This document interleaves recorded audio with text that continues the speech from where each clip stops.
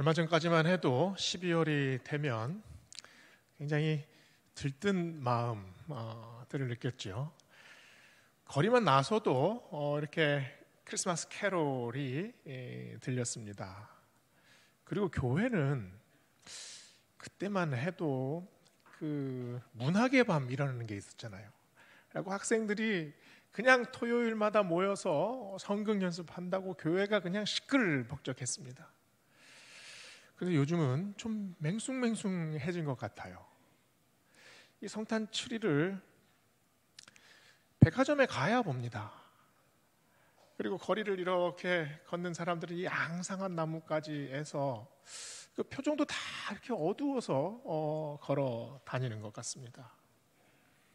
2023년 이 한 해 전쟁의 소식들이 있지 않았습니까?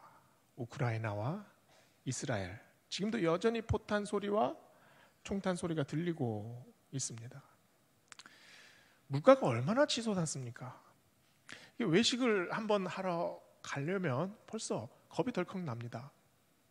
근데 우리나라를 넘어서 남미의 여러 나라들을 보면 이 중산층 사는 사람들이 하루 한 끼를 못 먹을 정도랍니다.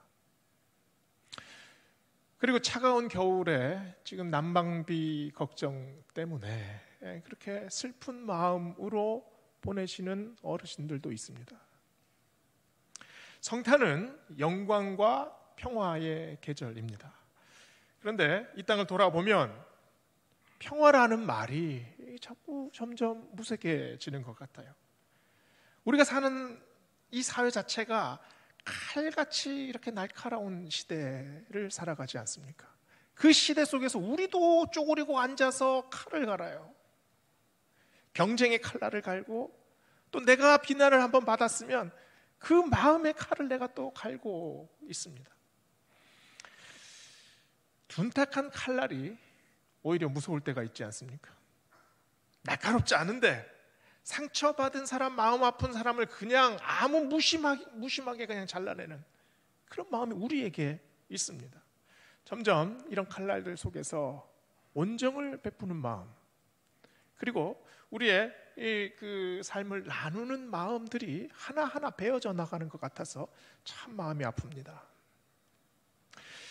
그런데 누가복음 2장 14절에서는 이렇게 말하죠. 지극히 높은 곳에서는 하나님께 영광이요 땅에서는 하나님이 기뻐하시는 사람들 중에 평화로다. 땅은 여전히 황폐합니다. 그런데 그 황폐한 땅에 하나님의 영광이 비쳐요. 성탄은 조명입니다. 마치 깜깜한 연극 무대에 주인공 하나를 비추는 조명, 이게 성탄의 은혜에 있습니다.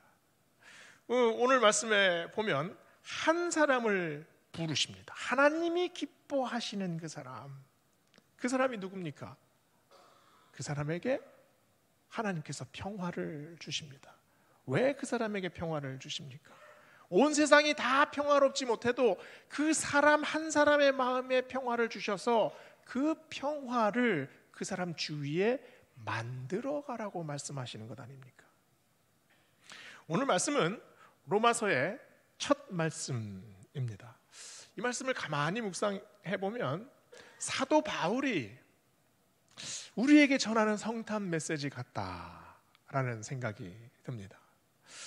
1절 말씀에서 사도 바울은 자신이 사도로 부르심을 받았다, 그리고 복음을 위하여 택정함을 받았다 고백합니다. 그리고 그 고백이 오늘 본문의 마지막 절 7절에 보면은 이게 축원으로 이어집니다. 하나님의 사랑하심을 받은 성도들, 부르심을 받은 모든 자들에게 하나님 우리 아버지와 예수 그리스도로부터 받은 은혜와 평강이 임하기를 원하노라. 오늘 말씀의 부르심 안에 은혜와 평강이 있습니다. 그리고 우리를 은혜와 평강 속으로 부르시고 은혜와 평강을 느끼게 하시고 또 은혜와 평강을 고백하게 하십니다. 은혜와 평강은 그래서 은혜가 원인처럼 다가오고 그 은혜를 받은 우리가 평강을 누리게 되지요. 성경에서 이 은혜를 성탄의 은혜를 체험한 사람들이 참 많이 있습니다. 근데 그 중에서 우리는 마리아를 잊을 수가 없죠. 마리아가 들은 말씀이 뭡니까? 보라, 내가 잉태하여 아들을 낳으리니 이름을 예수라 하라. 이 말씀이 은혜였을까요? 마리아에게는 당혹과 충격이었습니다. 저는 산골짜기에 사는 배운 것 없는 여인입니다. 그런데 제가 남편이 없이 잉태하였다는 그런 사실은 저는 완전히 매장당합니다. 어떻게 이런 일로 세상을 구하시겠다고 말씀합니까? 마리아에게는 분명히 이런 마음이 있었을 겁니다. 그래서 누가복음 1장 34절을 보면 마리아가 어찌 이런 일이 있겠습니까? 그 말이 뭡니까? 뭔가 좀 완곡한 거부처럼 들립니다. 근데 조금 지나면서 조금씩 마리아의 마음이 움직이는데요, 주의 여종이오니 말씀대로 이루어지이다 라고 말을 합니다. 이 고백이 뭡니까?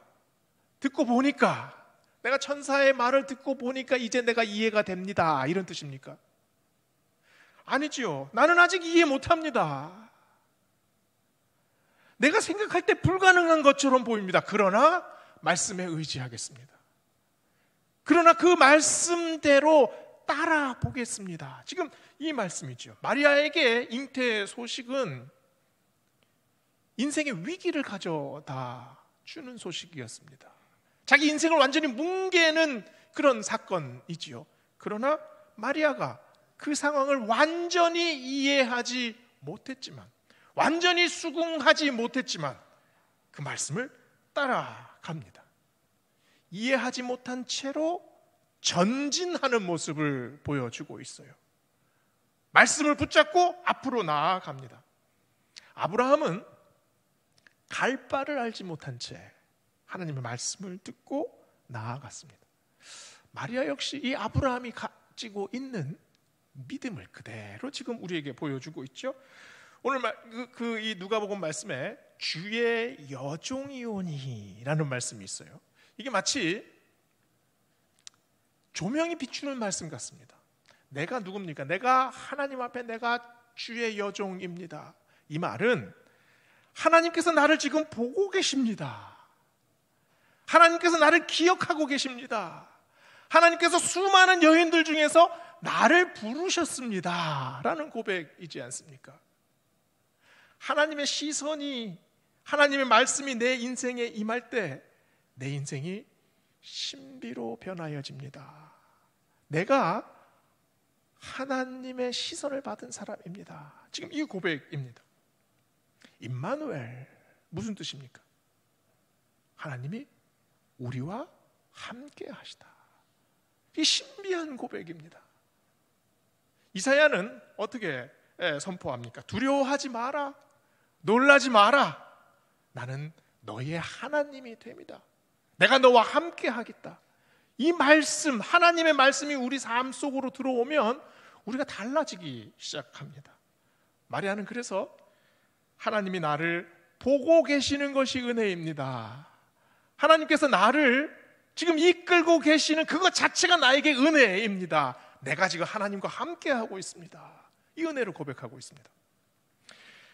사도 바울은 오늘 말씀 2절 4절에서 구체적인 복음의 은혜를 말합니다.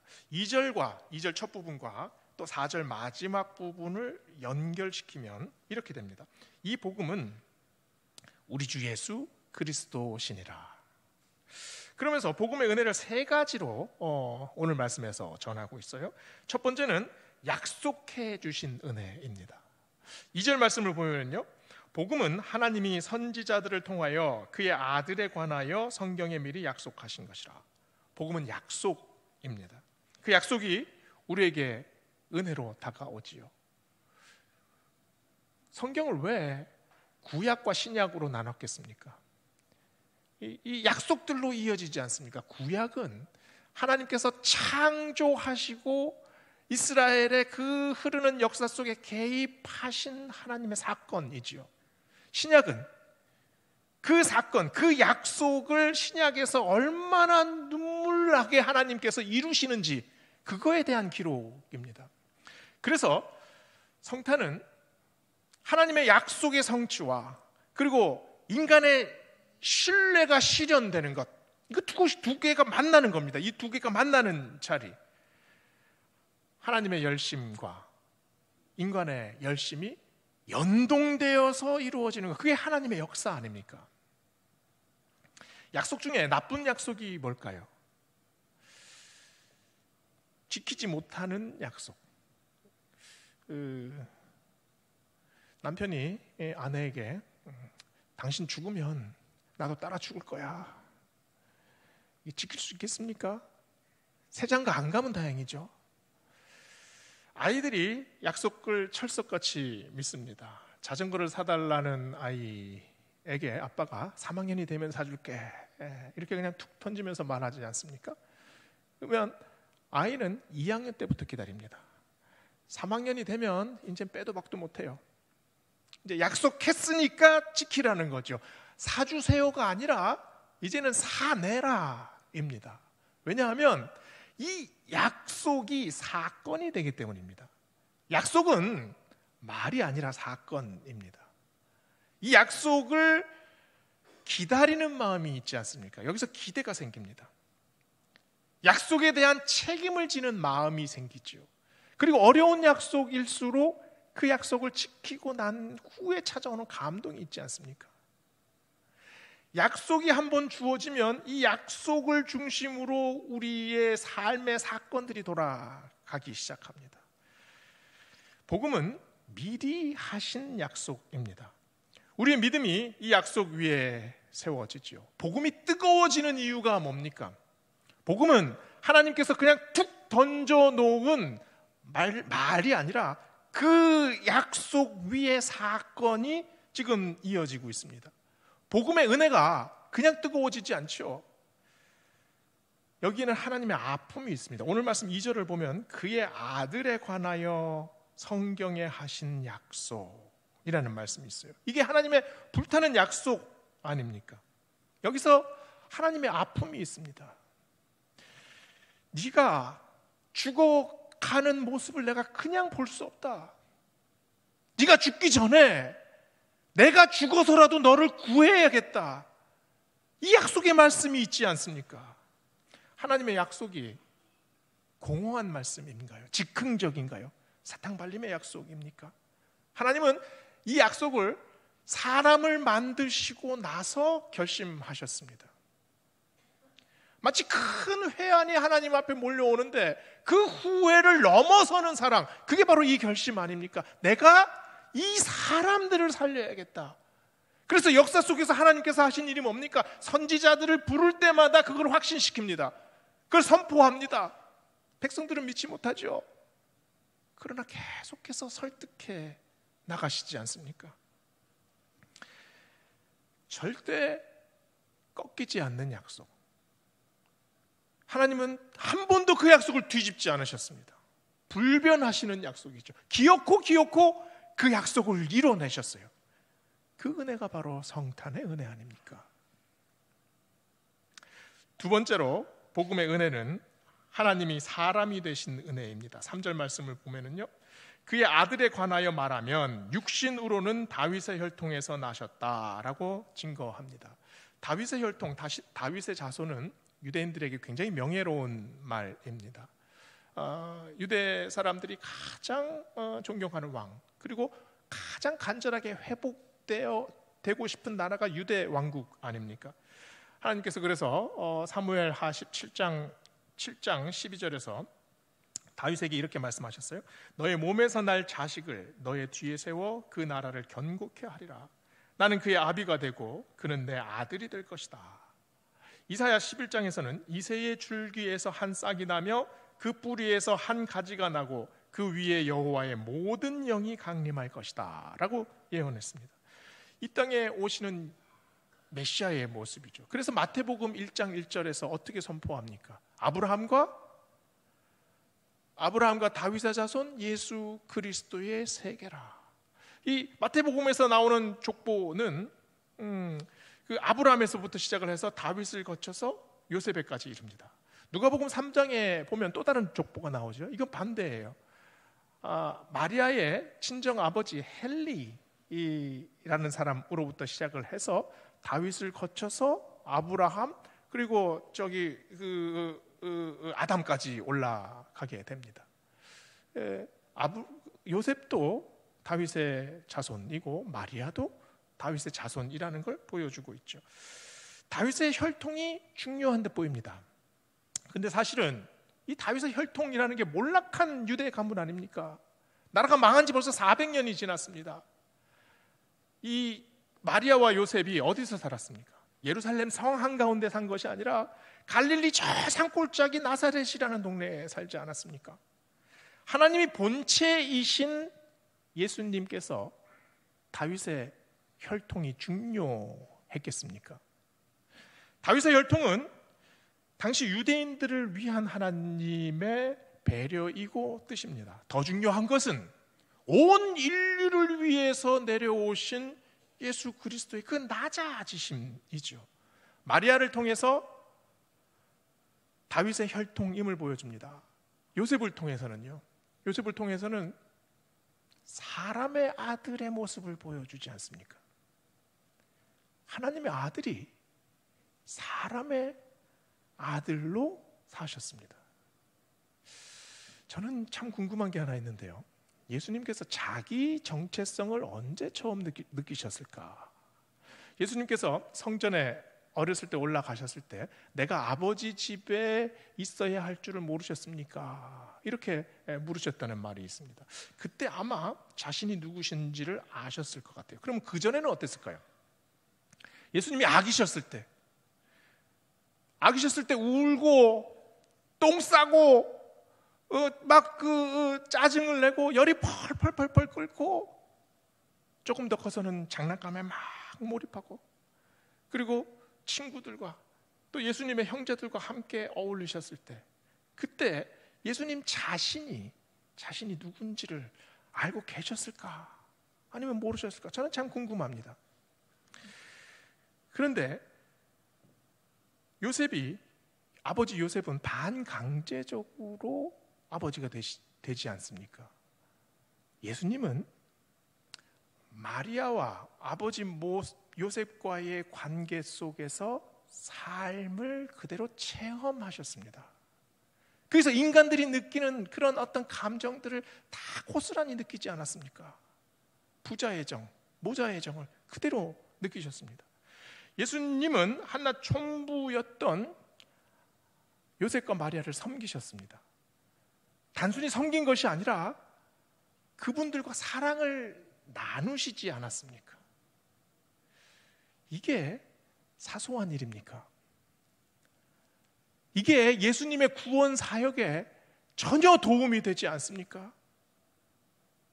예수님을 보고 사람들은 다윗의 자손 예수여 라고 얘기를 합니다. 그런데 예수님은 자신을 뭐라고 지칭을 하셨나요? 인자라고 말씀하셨습니다. 인자, 사람의 아들. 하나님의 아들이 사람의 아들이심을 강조하고 있습니다. 극한의 낮추심이죠. 사람을 창조하신 분이 사람의 아들로 사셨습니다. 왜 그랬습니까? 그 사람들을 사랑하시려고, 그 사람들과 사랑을 나누시려고, 그 사람들을 감싸시려고, 그들의 편이 되시려고, 그들을 섬기시려고, 그들의 종이 되시려고 그러지 않았습니까? 성육신의 의미가 뭡니까? 성육신은 하나님이 인간의 몸만 입었다는 의미가 아니라 인간의 감정과 인간의 삶 속으로 완전히 들어오셔서 녹아지셨다는 말입니다. 사람들이 느끼는 모든 생사고락을 같이 느끼시면서 그들과 함께 계셨다는 거죠. 다윗의 혈통이 중요해서 다윗의 자손이 되신 것이 아니라 사람이 되시려고 다윗의 혈통을 택하셨습니다. 오늘 본문을 통해서 말씀이 육신이 되신 그 사건이 추상적인 사건이 아니라 하나님이 사람이 되신 은혜입니다. 가장 낮은 곳으로 임하시는 은혜입니다. 그 은혜는 바로 내 마음속으로, 내 영혼 속으로 들어오시는 예수 그리스도의 은혜입니다. 이 은혜가 우리 모두에게 고백되어지기를 축원합니다. 세 번째 복음의 은혜는 부활의 은혜입니다. 4절을 보면은요, 성결의 영으로는 죽은 자들 가운데에서 부활하사 능력으로 하나님의 아들로 선포되셨으니 곧 우리 주 예수 그리스도시니라 선포합니다. 예수님의 탄생과 부활 사이는 33년이라는 기간이 있습니다. 예수님은 구유에서 시작을 하셔서 잠시 십자가에 머무셨다가 무덤에서 살아나셨습니다. 구유와 무덤은 너무나 다릅니다. 그런데 구유와 무덤은 아주 신비할 정도로 연결되어 있습니다. 예수님께서는 강보에 쌓여서 아기 예수님으로 이 땅에 오셨습니다. 무덤에서는 수의를 벗으시고 그리고 부활하셨습니다. 베들레헴 들에서 목자들이 아기 예수 탄생에 다 놀랍니다. 무덤에서는 제자들이, 여인들이 예수님 부활 소식에 놀라죠. 이 천사들이 목자들에게 선포했잖아요. 베들레헴들에서 두려워 말라, 너희를 위하여 구주가 나셨다. 이 선포가 어떻게 이어집니까? 무덤에서는 두려워 말라, 십자가에 못 박힌 예수는 그가 말씀하신 대로 살아나셨느니라. 구유에 살아계신 아기 예수님으로 오신 분이 무덤에서 살아계신 예수 그리스도로 부활하셨습니다. 성탄은 메시아를 기다리는 모든 사람들의 영혼에 불을 지폈지요. 부활은 어떻습니까? 절망으로 자기의 마음을 닫은 제자들의 마음, 그 마음의 벽을 완전히 깨부셨습니다. 탄생과 부활은 모두가 충격과 기쁨입니다. 우리 삶을 완전히 뒤흔들지요. 예수 탄생의 사건, 그리고 예수 부활의 사건은 둘 다 새로운 시작의 시발점이 되고 있습니다. 성탄과 부활은 그래서 하나의 신비입니다. 구유가 무덤이 되는 신비, 무덤이 구유가 되는 신비. 예수님께서 이 땅에 오신 곳이 구유입니까? 그곳이 인간 죽음의 무덤들 아닙니까? 이 땅에 인간들이 만들어내온 죄악의 무덤들, 바로 그 한가운데로 예수님께서 아기 예수님의 모습으로 오셨습니다. 그곳에서, 그 무덤에서, 그 죽음의 자리에서 십자가를 세우셨습니다. 뜨거운 십자가, 피 흘리는 십자가. 예수님께서 살아나신 곳이 무덤입니까? 그곳이 구유 아닙니까? 무덤의 그 깊은 곳을 주님께서 비춰주시는 생명의 빛으로 밝히지 않습니까? 그곳이 하나님께서 다시 우리에게 부활의 소망을 부여주는 생명의 요람으로 변하여집니다. 무덤과 빈 무덤과 구유는 다 같이 텅 비어 있는 것처럼 보입니다. 그곳에 무엇을 담아야 하겠습니까? 주님께서 이 땅에 오신 그 목적, 우리를 살리시려는 바로 그 목적, 부활의 믿음, 생명의 믿음, 그것을 담아야 되지 않겠습니까? 예수님이 죽음과 또 부활을 우리에게 보여주셨죠. 구유와 빈 무덤은 너무나 다릅니다. 그러나 예수님에게는 구유가 빈 무덤이고 빈 무덤이 구유셨어요. 왜냐하면 그 목적이 하나로 이어지기 때문입니다. 구유도 십자가도 그리고 빈 무덤도 목적은 하나입니다. 우리를 구원하시려는 목적. 그 목적 때문에 죽으셨고, 그 목적 때문에 이 땅에 오셨고, 그 목적 때문에 부활하셨습니다. 예수님께서 구유에 오셨죠. 그러나 우리의 마음의 구유에, 우리의 마음의 구유에 예수님이 오시지 않는다면, 우리 마음의 구유에 부활의 소망이 태어나지 않는다면 무슨 소용이 있겠습니까?